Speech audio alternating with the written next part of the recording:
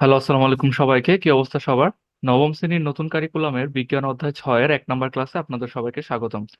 তো আজকে চ্যাপ্টারের নাম হচ্ছে পর্যায় সারণী। পর্যায় সারণী নিয়ে আমরা আলোচনা করব। যে অধ্যায়ে আমরা কি কি শিখবো, যে পর্যায় সারণীর ধারণা, পর্যায় সারণীতে মৌলের অবস্থান কিভাবে নির্ণয় করে, মৌলের পর্যায়ভিত্তিক ধর্ম কি জিনিস, পর্যায় সারণী বিভিন্ন গ্রুপের মৌলের কয়েকটা বিশেষ নাম আছে, ওগুলো সম্পর্কে আমরা ধারণা লাভ করব।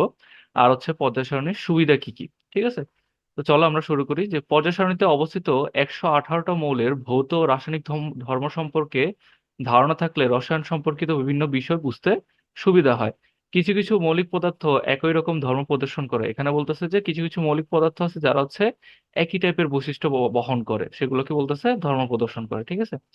তাহলে তাই একই রকম ধর্ম প্রদর্শন করে পদার্থসমূহকে একই গ্রুপে রেখে সকল মৌলিক পদার্থের জন্য একটা ছক তৈরি করার চেষ্টা বিজ্ঞানীরা বহুকাল ধরেই করে আসছিলেন। বিজ্ঞানীদের এই প্রচেষ্টা সফল হয়েছিল বিভিন্ন সময়ে এই ছকের বিভিন্ন পরিবর্তন এবং পরিবর্ধনের মধ্য দিয়ে, যা আজকে আধুনিক পর্যায় সারণী হিসেবে পরিচিত।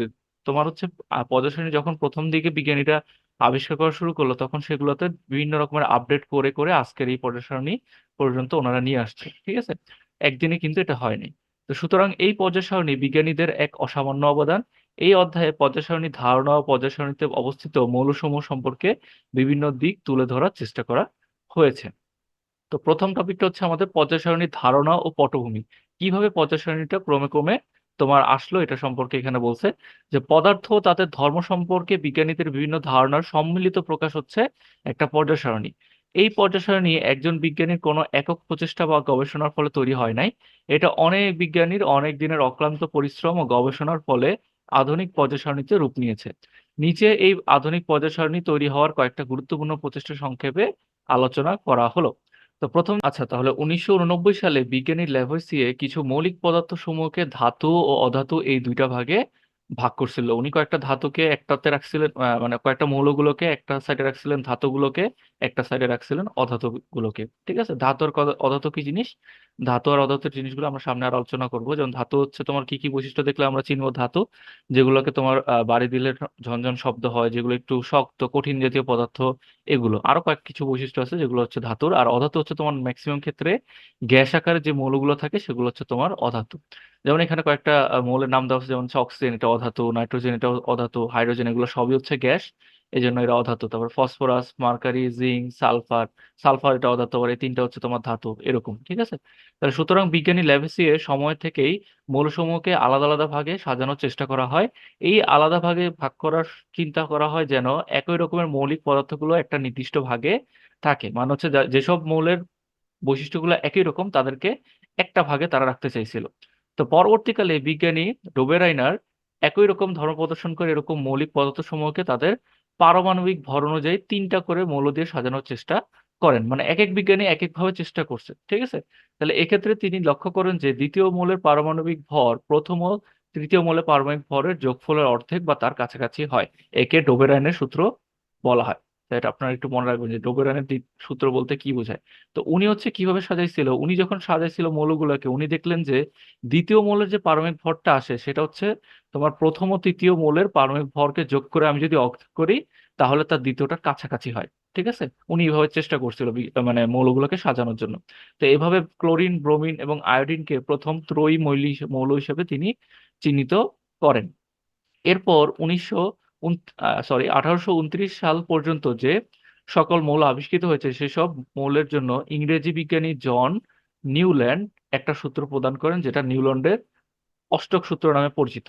এই সূত্র অনুযায়ী তিনি একটা গুরুত্বপূর্ণ বিষয় লক্ষ্য করেন যে যখন মৌলসমূহকে পারমাণবিক ভর কম থেকে বেশি অনুযায়ী সাজানো হয়, তখন এখানে একটা মৌলের ভৌত ও রাসায়নিক ধর্ম তার অষ্টম মৌলের ভৌত ও রাসায়নিক ধর্মের সঙ্গে মিল খুঁজে পাওয়া যায়। উনি এরকম সিরিয়ালি যখন সাজাইছে তখন দেখলো যে পারমাণবিক ভরটা যদি আমি কম থেকে আস্তে আস্তে বেশির দিকে সাজাই, তাহলে দেখা যায় তার অষ্টম নম্বর মৌলে যে মৌলগুলো থাকে তাদের সাথে কি কিছু কিছু মিল খুঁজে পাওয়া যায়। উনি একভাবে সাজাইছে, মানে এক এক বিজ্ঞানী এক এক ভাবে সাজাইছে। তাহলে এরপর 1869 সালে রাশিয়া বিজ্ঞানী মেন্ডেলিভ সকল মৌলসমূহের ভৌত ও রাসায়নিক ধর্ম পর্যালোচনা করে একটা পর্যায় সূত্র প্রদান করেন, যা মৌলসমূহের ধর্মগুলোর সঙ্গে তাদের পারমাণবিক ভর সম্পর্কিত। সূত্রটা এরকম যে মৌলসমূহের ভৌত ও রাসায়নিক ধর্ম তাদের পারমাণবিক ভর বৃদ্ধির সঙ্গে সঙ্গে পর্যায়ক্রমে আবর্তিত হয়। কথাটার মানে কি, যে একটা মৌলের কিন্তু দুই রকমের ধর্ম হতে পারে, একটা হচ্ছে ভৌত আর একটা হচ্ছে রাসায়নিক। এখন ভৌত ধর্ম কি, এটা হয়তো আমি আগেও বলছিলাম যে ভৌত মানে কোন একটা মৌলের অবস্থা, সেটা কি কঠিন, তরল নাকি বায়বীয় অবস্থায় আছে। আর রাসায়নিক ধর্ম মানে তার তোমার হচ্ছে সে যদি অন্য কোনো মৌলের সাথে বিক্রিয়া করে বা যৌগ গঠন করে তখন তাদের ভিতরে নতুন কোনো পদার্থ সৃষ্টি হয় কিনা, সেটা হচ্ছে তার রাসায়নিক ধর্ম। ঠিক আছে, তাহলে এই সূত্র অনুযায়ী তখন পর্যন্ত আবিষ্কৃত 63টা মৌলকে তিনি আস্তে আস্তে সাজাইছিল। তো উনি দেখছিল যে পারমাণবিক ভর যত বাড়বে তাদের ধর্মগুলো আস্তে আস্তে কি ছড়াতে থাকবে বা বাড়তে থাকবে এরকম।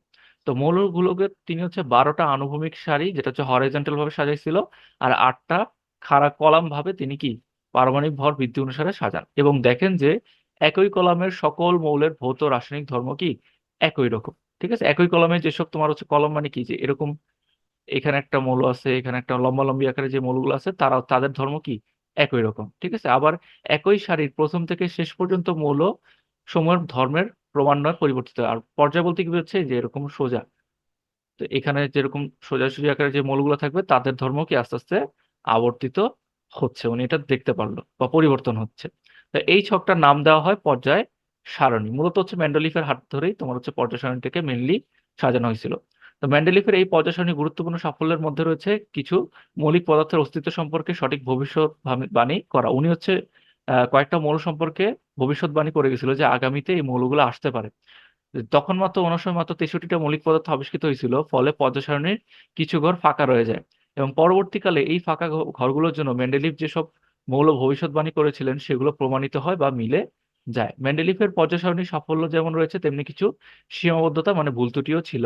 যেমন পারমাণবিক ভর অনুযায়ী মেন্ডেলিফের তার পর্যায় সারণীতে যেভাবে মৌল সমূহকে বসিয়েছিলেন, সেই নিয়ম অনুযায়ী কম পারমাণবিক ভরের মৌল অধিক পারমাণবিক ভরের মৌলের আগে বসার কথা, তাই না? যাদের মৌলিক পারমাণবিক ভর কম তারা আগে বসবে, আর যাদের বেশি তারা পরে বসবে। কিন্তু এই নিয়মের ব্যতিক্রম কিছুটা দেখা যায়, যেমন মেন্ডেলিফের পর্যায় সারণীতে আর্গনের পারমাণবিক ভর হওয়ার কথা হচ্ছে 40 হওয়া সত্ত্বেও সে কম পারমাণবিক ভর পটাশিয়াম এর আগে তিনি জোর করে বসাইছিলেন, যে আর্গনকে আগে বসাইছিলেন, পটাশিয়ামকে পরে বসাইছিল।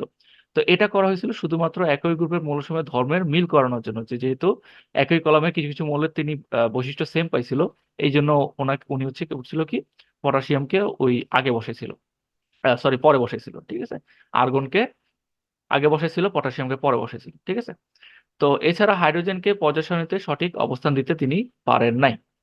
তো আজকের যে পর্যায় সারণীর টেবিলটা দেখি, এটা হচ্ছে সব পরিবর্তিত পরিমার্জিত করার পরে আমরা এই 118টা মৌল আমরা দেখতে পাই। ঠিক আছে, আপনারা ট্রাই করবেন যে প্রথম দিকে 1 থেকে 30 পর্যন্ত মানে জিঙ্ক পর্যন্ত মৌল মুখস্থ করার। আর এই যে পাশে তাদের পারমাণবিক ভর দেওয়া আছে, প্রত্যেকটা মৌলেরই পারমাণবিক ভর দেওয়া আছে। তা আর 50 পর্যন্ত করতে পারলে সবচেয়ে বেস্ট। ঠিক আছে, ওকে, তাহলে আমরা নেক্সটে আসি। এবার কি বলছে, যে এরপর 1913 সালে বিজ্ঞানী মোসলে যখন আসলো, তখন মৌলসমূহকে পারমাণবিক ভরের পরিবর্তে তিনি পারমাণবিক সংখ্যা অনুযায়ী পর্যায় সারণীতে সাজানোর জন্য প্রস্তাব করেন। পারমাণবিক সংখ্যা কি, তার সিরিয়াল নাম্বার, মানে হচ্ছে তার বাম পাশে যেটা থাকে, এই যে 1 2 3 4 সিরিয়াল নাম্বার অনুসারে যেগুলো থাকে ওগুলো। তো এই অনুযায়ী যখন পর্যায় সারণীকে সাজানো হলো, তখন দেখা যায় যে আর্গন পটাশিয়ামের আগে বসছে। ঠিক আছে, ফলে পারমাণবিক সংখ্যা অনুযায়ী পর্যায় সারণীতে মৌলসমূহকে স্থান দেওয়া হলে মেন্ডেলিফের ত্রুটিগুলো সংশোধিত হয়ে যায়। উনি দেখতে পেল যে যদি আমি পারমাণবিক সংখ্যা অনুযায়ী সাজাই, মেন্ডেলিফ যে ভুলগুলো করে গেছিল সেটা সংশোধন হয়ে যায়। তো আমরা জানি যে আন্তর্জাতিক রসায়ন ও ফলিত সংস্থা, যেটাকে আইইউপিএসি বলা হয়, যেটা হচ্ছে তোমার international union of pure and applied chemistry, এখন পর্যন্ত 118টা মৌলের সন্ধান পাইছে। 119 নম্বর মৌল নিয়ে ওনারা এখনো গবেষণা করতেছে, হয়তো ভবিষ্যতে তোমরা পেয়ে যেতে পারো 119 নম্বর মৌল। তো এই 118টা মৌলের মধ্যে বেশিরভাগ মৌলই কি প্রকৃতিতে পাওয়া যায়, মানে ন্যাচারালি পাওয়া যায়, আর কিছু মৌল হচ্ছে ল্যাবে বা ল্যাবরেটরিতে গবেষণাগারে কিন্তু তৈরি করা হয়েছে। তো কাজে তোমরা দেখতে পাচ্ছ বিজ্ঞানী ল্যাবেসিয়ে মাত্র 33টা মৌল নিয়ে ছক তৈরি কাজ শুরু করেছিলেন। মেন্ডেলিভ কাজ করেছিলেন 63টা আবিষ্কৃত এবং 4টা অনাবিষ্কৃত মৌল নিয়ে। বর্তমানে সেটা 118টা মৌল নিয়ে তৈরি করা হয়েছে আধুনিক পর্যায় সারণ। ঠিক আছে, এটা হচ্ছে মূলত তোমার পর্যায় সারণীর ইতিহাস নিয়ে মূলত কথাবার্তা বলা হয়েছে আজকের পাঠে। আপনাদের পরে এতটুকু পর্যন্তই, আমরা আস্তে আস্তেই যাব। তো আপনারা এটা একটু ভালো মতো পড়বেন, এখানে কিন্তু অনেক এমসিকিউ টাইপের কোশ্চেন আছে। যদি কোনো টপিকে বুঝতে সমস্যা থাকে আপনি কমেন্ট বক্সে বলতে পারেন। ঠিক আছে, তো আশা করি কোনো সমস্যা হবে না। আসসালামু আলাইকুম, আল্লাহ হাফেজ।